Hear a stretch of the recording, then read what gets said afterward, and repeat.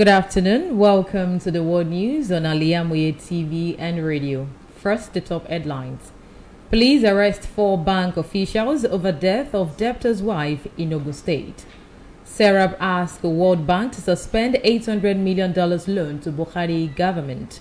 Keyamo says federal government can afford pay rise for workers. 2 businessmen excrete 193 cocaine pellets in NDLEA custody.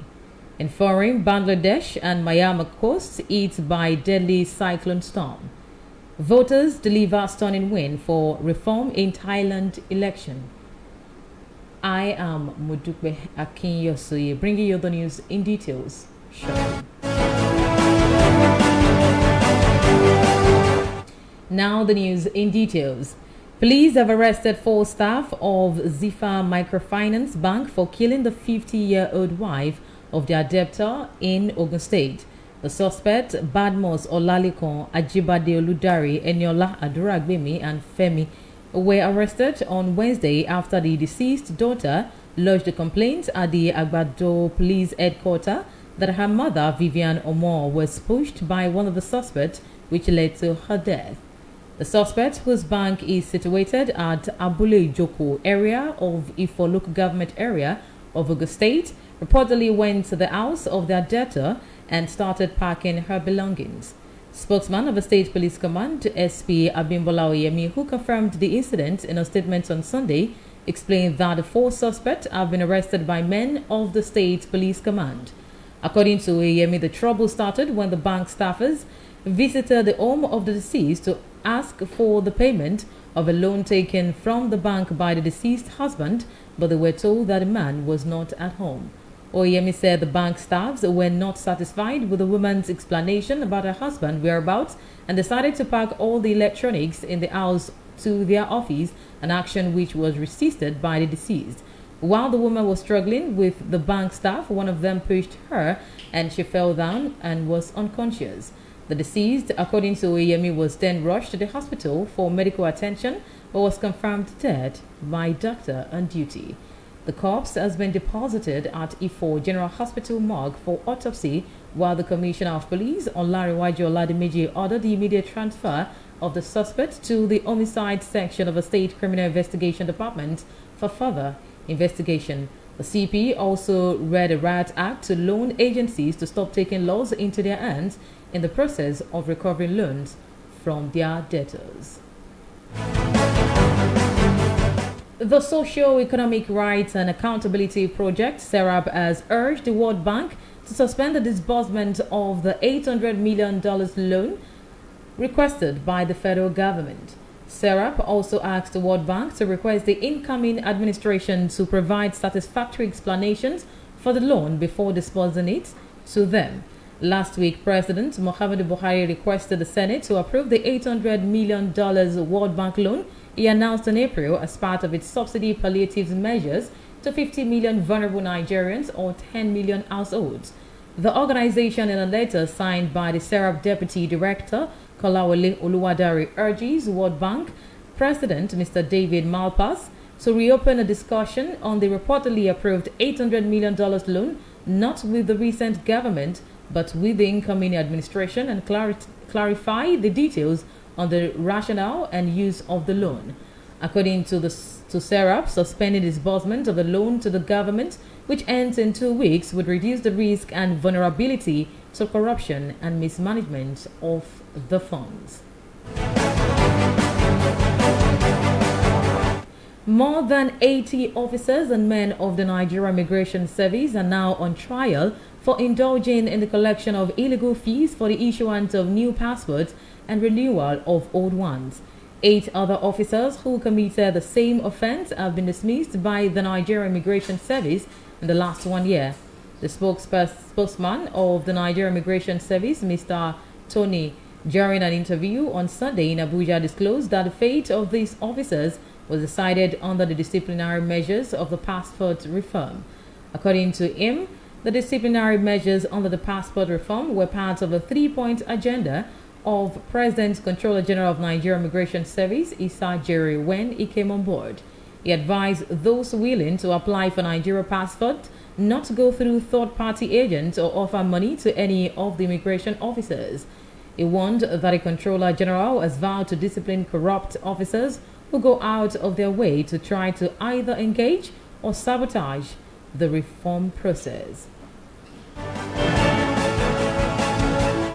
The federal government of Nigeria has said that a move by the administration of President Muhammadu Buhari to introduce a pay rise for federal civil servants under the consolidated public service salary structure cannot be described as unreasonable.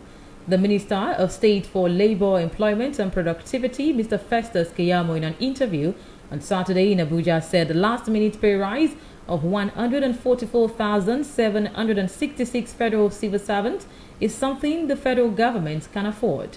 According to Keyamo, the criticism that the announcement of the peculiar allowance for civil servants is a trap for the incoming administration is not true. He said the incoming administration should be able to fund the payment of these allowance through subsidy removal and exploring other means of generating income. Two business owners in Nigeria have excreted 193 pellets of illicit drug after spending 3 days in the observatory custody of the National Drug Law Enforcement Agency, NDLEA. The illicit drug traffickers, Honor Ibere and Christian Ifeanyi Oguji, were intercepted last Wednesday at the Abuja International Airport for cocaine injection after arriving from Uganda via Addis Ababa.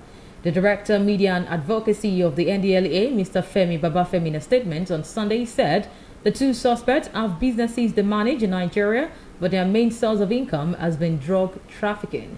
According to Babafemi, the suspect traveled to Uganda and from there crossed over to Addis Ababa, Ethiopia, where they picked the consignment before returning to Abuja with Lagos as their final destination. After days in his creation room, Iberi Ono excreted a total of 100 pellets weighing 2.137 kg, while Christian Ifeanyi Obuji expelled 93 pellets hidden in his stomach with a gross weight of 1.986 kilogram. A woman has died while separating a fight between her two children. The woman, Zainab Ibrahim, was mistakenly macheted by one of her two sons, Inusa and Usman, on her left hand during the fight. The incident happened on Saturday at the Paduma second area of Asokoro in the Federal Capital Territory, Abuja. A resident of the area who gave his name as Saliu Shehu said Zainab was rushed to a private hospital after being macheted by Inusa and was confirmed dead. Spokesman of the Federal Capital Territory Police Command, Josephine Ade, who confirmed the incident, said investigation is ongoing on the matter, and she added that Usman is in custody while Inusa is at large. You are listening to the World News on Al-IyamoyeTv and radio. Still to come, foreign, business and sport news. Please do stay with us.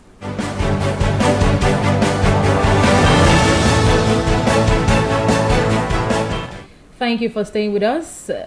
On the foreign scene, a powerful cyclone has hit the coastlines of Bangladesh and Myanmar after intensifying into the equivalent of a Category 5 storm. Cyclone Mocha brought with it heavy rain and strong winds, leaving residents in low-lying coastal areas with fears of losing their homes. Landslides and floods are also hitting the area. Forecasters warn Cyclone Mocha could be the most powerful storm seen in Bangladesh in nearly 2 decades. As the storm approached, police patrolled on the coastline in the town of Cox's Bazar, carrying loudspeakers urging people to stay indoors. Hundreds of people crammed into a school in the city, which had been turned into a temporary cyclone shelter. Authorities here say more than 500,000 people were evacuated from their homes in the southeastern stretch of Bangladesh. Thailand voters have declared a stunning verdict in favor of an opposition party that is calling for radical reform of country's institutions. Early results show move forward exceeding every prediction to win 151 of the 500 seats in the lower house. It's now 10-6 ahead of what was the front runner, Phil Tai, led by ex-Prime Minister Thaksin Shinawtra's daughter. Analysts are calling this a political earthquake that represents a significant shift in public opinion.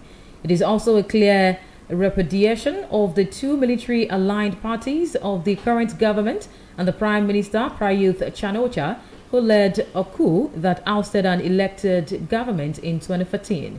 The governing coalition won only 50% of the seat. A political scientist from Thammasat University says Prajak said majority of vote reflects the need to escape from the Prayuth regime and the yearning for change. It shows that people believe in the move forward demand for change, many more people than predicted.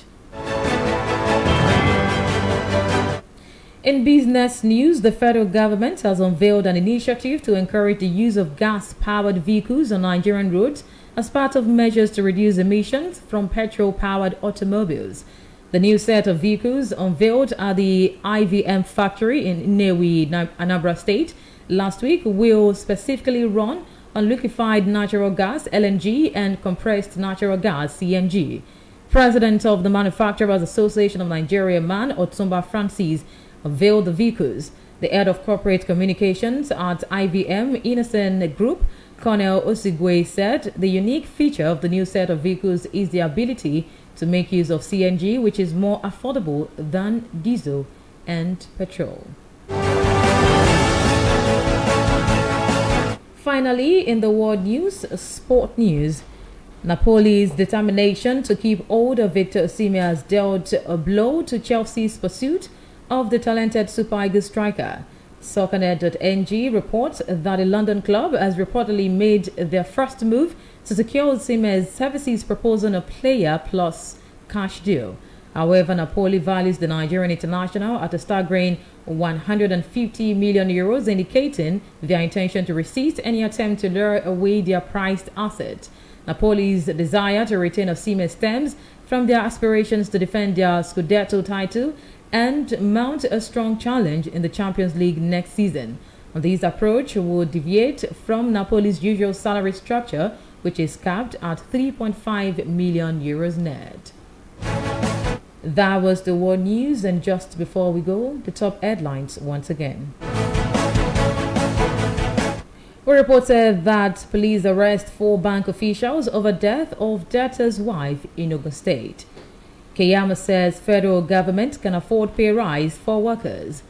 We also reported that Serap asked the World Bank to suspend $800 million loan to Buhari government. 2 Nigerian businessmen excrete 193 cocaine pellets in NDLEA custody. In foreign, we reported that Bangladesh and Myanmar coast hit by deadly cyclone storm. Voters delivered stunning win for reform in Thailand election. For more stories and to listen to us live, you can log on to our website www.Al-IyamoyeTv and radio. Thank you for listening. I am MODUPE. AKINYOSOYE. Good afternoon.